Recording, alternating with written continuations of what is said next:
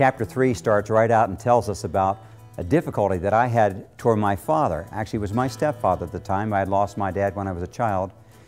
And the crisis of trusting him was soon revealed in the horses that I was working with. And of course, every child has some potential conflict with their father or their mother. And how was God going to use this in light of horses to have some greater good for my life? That was really perplexing. But ironically, the pain that I experienced there led me to build some relationships with some other men in my life. And we begin to illustrate how God actually becomes a father to the fatherless. And the horses are the background web that connects us together. It's pretty interesting as I look back on it. It wasn't at the time.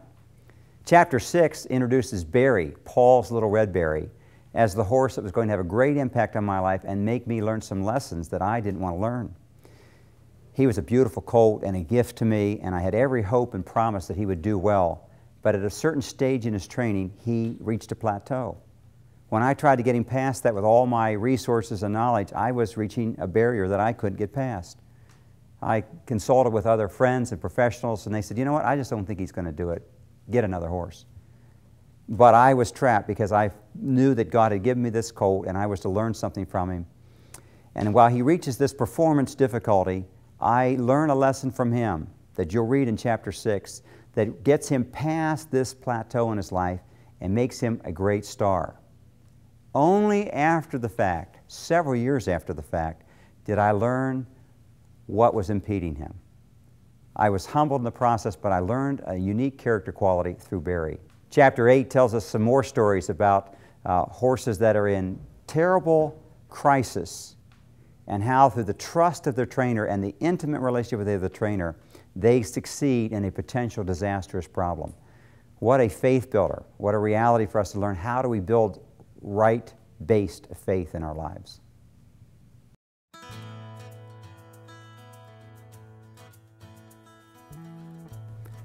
After many episodes of life and illustrations and a variety of horses and stories, we start to narrow it down by chapter 11 of what the real conclusion and purpose of this book's about.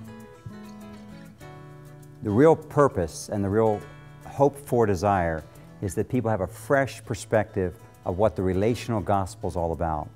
How, like a trainer entering the arena of a horse, especially one that's been untouched or handled, now we see that God entered our arena, spoke our language, addressed our needs, came along and comforted and encouraged us and helped us to take those steps of faith, to trust in Him, to elevate, like the horse, to a place of partnership, elevate us to a place of companionship with God, and that we would learn how to walk with God on a regular basis. So it's our hope for outcome that people will have a fresh perspective of the heart of God toward man. Though very hesitant to write a book, I wrote this book with the intent to capitalize on people's learning styles and the ability to take home small sound bites that they could reread, truths that were applicable for their own life and their own crisis, and also to help them apply things. Life lessons from a horse whisperer are designed to give people an identity with life, and through the illustration of the horse, the ability to go farther and deeper and more healthily process the things like the horse that will bring them to a greater place of performance and well-being in their life.